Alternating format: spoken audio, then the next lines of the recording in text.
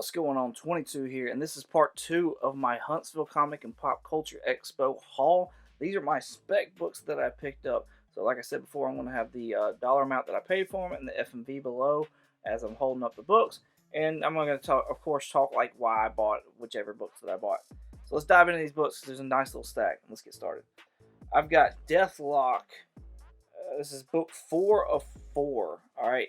I already had 2 and 3 that I found them for really cheap, and then this one I think was like $2.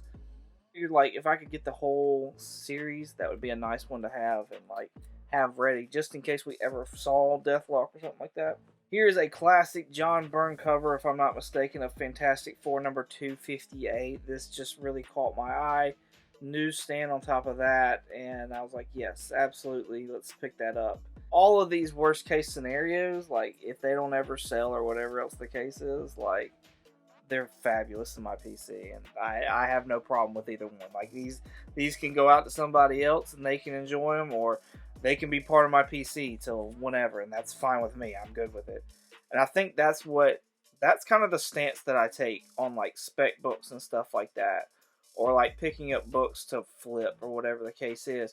Like, I pick up stuff that I like, and if it doesn't go, then it's not money wasted because I still enjoy whatever that is. So, on to the next book though. This is another Fantastic Four, number 296. This is one of those 25th celebration border cover books. Anytime I see one of these in good condition, I pick them up. I have been like all about some action figure variants lately. I don't know what it is. I don't know why I love them so much, but I do. And this is one that I've had my eye on, just because it's one that I don't see a lot. It's one of those that doesn't come up very often, and it's Venom Space Knight number 1. Pretty cool cover, decent shape. Alright, so this one was a book that popped off. This was one of 2 books that popped off when Wakanda Forever was coming out. This is Doom War number 1, and this is like the origin of Dr. Doom invading Wakanda, or having the Wakandan War. So with Dr. Doom still like hopefully coming to the MCU at some point in time, Wakanda still being present and accounted for, I could always still see this being a thing that happens and that book popping off again. Marvel Comics presents number 95. This is the origin of Wolverine's blue and yellow costume that is seen in his first appearance of Incredible Hulk 180, 181. So, you know, when you're looking for spec books and stuff like that, Wolverine books are a good one to pick up on, I believe anyways. Especially with like all his other keys getting way out of price. So people are going to be looking for other things like that. That might also pop off because of the X-Men cartoon series. I don't know, but I have it just in case. Here is Lords of Empire, Emperor Hulkling number 1. I didn't realize this was a Chip Zdarsky book as well, so I might actually give this a read. But this is the origin of Hulkling. A character we have not seen in the MCU yet. Honestly, I think that Scar is taking the place of Hulkling. That's my honest belief. But if by chance he doesn't, I have this book.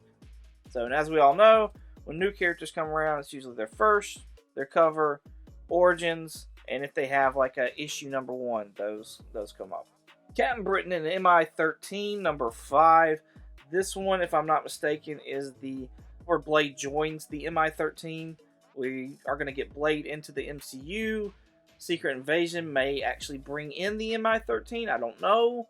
But this was also like advertising for Secret Invasion, so I don't know. It was a lot of things that I was kind of like, maybe. It's one that I look out for a good bit. This one I actually would not have picked up had I actually paid attention and looked at it. I still got, you know, a decent deal on it, but the fact of the matter is I don't know that I still would have got it. This is the Falcon number 1 with Captain America New World Order coming out. This book may pop off again. I did not realize these giant creases right here. I do like that it's a newsstand, and the spine does look pretty decent. I mean, there's that one right there, but outside of that, it's a nice looking little book. But yeah, I probably would have left this one. There was another copy there that was not in good shape either. I wound up leaving it. Nomad number 1. This has got a first appearance, and I can't remember, but I'll have it down here at the bottom. And I want to say it was relevant to a TV show that was coming out. But also the fact that, like, if Bucky is no longer the Winter Soldier, what name is he going to take up? And will he take up the moniker of Nomad at that point in time? He's coming back with Thunderbolts, so maybe that's going to be his code name? I don't know. This one popped off with Doctor Strange in the Multiverse of Madness. This is Balder the Brave #1. There was talk about an actor playing Balder the Brave. Balder the Brave's first appearances in Journey into Mystery, so that's a really high dollar book. If they've talked about doing them before and they didn't do them, then they might go ahead and do them here sooner than later. And this is his first, like, solo title book. Here's a taste of what I've been picking up or been looking at getting lately. This is Colossus #1. It's pretty much a one-shot, honestly. But to me, this is his first solo title. I don't know if there's any other titles that he has outside of this. And I think when it comes to the X-Men, these solo titles, I think, will start to pop off when people start, like, thinking about other things to pick up that are, like, key to certain characters. And there's several characters that have their own, like, solo spin-off whatevers. And so this one being Colossus, I believe it's been confirmed that the guy that played Colossus in the Deadpool movies is coming back for Deadpool 3. So I went ahead and grabbed it. Here's one that may spike again with Guardians of the Galaxy 3 coming out. This is Warlock in the Infinity Watch #1. This one kind of popped off there for a bit. It's a really cool, awesome cover. And with it popping off once, there's a chance of it maybe popping off again. So I went and picked it up. This one, I'm not a $20.99 fan. There's certain books that I will grab if I see them. Shout out Rob's Fat Stacks, who is a $20.99 fan. No shade or nothing like that to him. But this, I love this cover. It's a little different than the rest of them because there's so much more foil action going on. But it's Ghost Rider $20.99. This is my second newsstand copy, and it's really good shape. I really like it. I dig it. I like the way the eyes pop on this, and I just think it's a really super cool book. That's why I keep picking it up. Here's one for all you Fantastic Four fans. I didn't even realize this was a book until maybe a week or two before going to the con, and I just happened to look up and find this. This is before the Fantastic Four, Reed Richards and His Amazing Adventures #1. So this, if I'm not mistaken, is the first Reed Richards, like, comic book, his solo outing, his self-titled book. This is his first one. Again, Fantastic Four, like, those books have been popping off for however long now.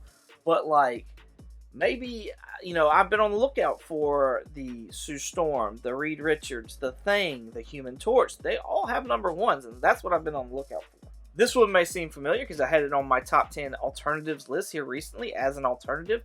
This is Captain Marvel #46. It's not that great of a copy, but it is a newsstand, and it's the first appearance of the Supreme Intelligence as, like, an android. So I was like, I don't know, I think this could possibly happen in the MCU. I don't believe we've seen the Supreme Intelligence formally yet in the MCU, and maybe they're saving it for him to be an android. I don't know, but it was a cool book, and it was really, really good pricing. Here's one right here. This is Iron Man, the Invincible Iron Man #9. This, if I'm not mistaken, is the first appearance of a Winter Guard team. It feels like with us having Red Guardian and making references to Ursa Major and things like that we may get an actual Winter Guard.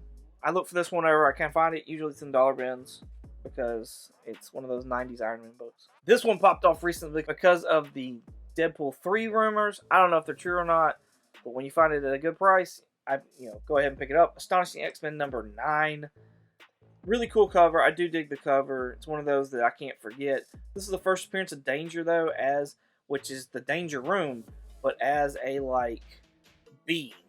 So I can't remember if it was an android or if it was, like, an organic. I can't remember, but that's why this book popped off, was because it was the first appearance of Danger, and they were saying that was going to be the villain in the Deadpool 3 movie. I don't know if that's true or not anymore, but it's just a rumor. Just a rumor. This one was really cool, and I've always had this one on my radar. It's not like it's a team that I really enjoy or anything like that, but it is one that I could see definitely coming into the MCU. and it is Excalibur. This is just a square bound. I got 2 of them. This is just a square bound, first appearance of the team Excalibur. Chris Claremont was scheduled to be at the Huntsville Comic and Pop Culture Expo, and had he been there, I definitely would have gotten this copy right here signed by him. This copy is in really, really good shape. I'm probably going to send this off to CGC and see about getting it slabbed. This one right here has the pricing on it, as you can see in the top right. But this one, however, does not, and it's one of the more rarer ones. This one is not in good a shape, though. But still, again, I think I picked this up for $1, so I wanted to definitely go ahead and get this. This is part of a 2-parter deal right here. This is Steve Rogers Captain America, issue 1 in the free comic book day. Now, why I picked these up is because I think there is a possibility that we could get Hydra Cap, and this is the free comic book day, I believe, that led into this run right here. This being the first appearance. This is where he says Hail Hydra at the very end of the book. So this is kind of considered to be the first appearance of Hydra Cap. But I kind of wonder if people are just kind of missing out on the free comic book day one. With it being close to the same price, I and them together, and they were with them both in really good shape, I decided to go ahead and pull the trigger on it. Another Doom War book. This is Doom War number 5. Cool Deadpool on the cover of it. This is the first appearance of the Midnight Angels. We actually saw them in Wakanda Forever, so they are now present in the MCU, and that's why I picked it up. This one I am kind of bummed on. I was excited when I saw it, and I'm glad I have it, honestly, still. Or again, whether it goes out to somebody else or whether it stays in the PC, I'm good with it either way, because I think it's a really cool cover. Doctor Strange number 81. This is the first appearance of Rentra. We saw him in the Doctor Strange in the Multiverse of Madness movie. He's the big green ox guy, or ox sorcerer, I assume. And this is his first appearances in this book right here. This book has got water damage, like all through here on the side, and I did not know that. It's not, doesn't look like stained or anything like that, so I might be able to press some of it out and clean some of it. But I don't know, maybe it'll be a good practice book. Outside of that, it's really a good looking book. So here's one I was super excited to see, and also kind of laughed a little bit when I found it, because the fact of the matter is that the book after it is the one that everybody looks for. However, I think this is the key. This is X Factor number 23. It's a newsstand edition, if that matters to you.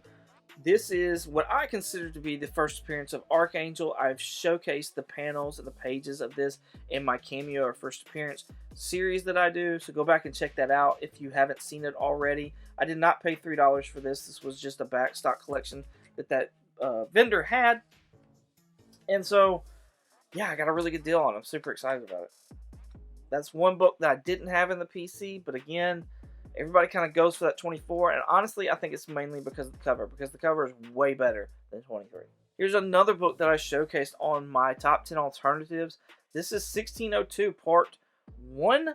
This is by Neil Gaiman, and we have heard rumors that the 1602 universe is going to be explored in the What If series. This is the first appearance of Peter Parquois, and I think out of any character that you get out of any series, going towards Peter Parker or a variant of that, or Spider-Man, or as he becomes the Spider in it's a different run of 1602 though. That just seems to be a given to me. Having the first appearance of Peter Parquois is what influenced me to buy that book. This to me is probably the biggest gem that I found, and I had to double take on it. I didn't realize, I think people passed up on this cover because they didn't recognize it. I recognized the number. I recognized the title and the number. Anyways, this is Teen Titans number 12, Dark Knight's Metal tie-in. It was that right there, plus the heading and the number that clued me in that, hey, I think this is the book. What book am I talking about? The first appearance of the Batman Who Laughs. That was a really, really big book there for a bit. And it's the B cover for that book. It's one that I haven't seen very often on eBay, and so I'm kind of like, should I get this slabbed or not? But this was definitely one of the bigger gems that I found while searching through all the back bins at the Huntsville Comic and Pop Culture Expo. That is it. Those are all the books, all the spec books that I bought while I was down there. I had a super, super fun time while I was there. Tell me what you think of the books. What's your favorite one out of all of them? If you're interested in any of these, please hit me up on Instagram and maybe we can work out a deal. We can talk about condition. I can give you more pictures, whatever else the case is. Thank y'all so much for watching. I greatly appreciate it. You can find me on a podcast called Comically Comics. New episodes drop every Monday wherever you listen to podcasts. You can also find me on Instagram and eBay at 22_comics. Once again, thank y'all so much for watching. And as always, y'all have a good one.